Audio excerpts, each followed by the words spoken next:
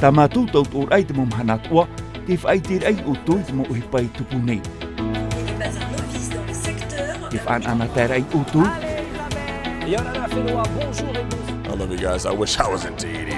te horuar ai roto i o toi, te whauf au tō tātou whenua.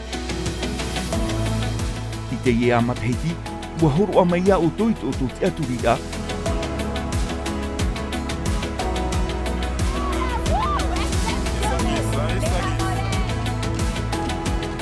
ia riro whaho o te tinui television e a whatatia ta numera ho e. Ta tātou ea, ta o toi e mate te hene i te mawahi hei atoa. Maruru te ap e tamau amai I tata tōnei ea. Ia o tau pa atoa, maururu mai tei.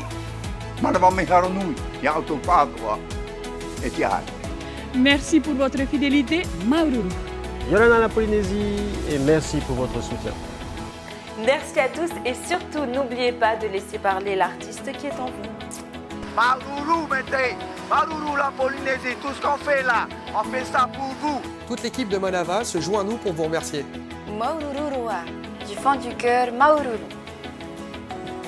Maurururua. Ya oto patoa. Merci pour votre fidélité, car notre première mission, c'est promouvoir nos athlètes. Merci de continuer à nous faire confiance. Et de croire en nous, merci. No reira, maruru mai te.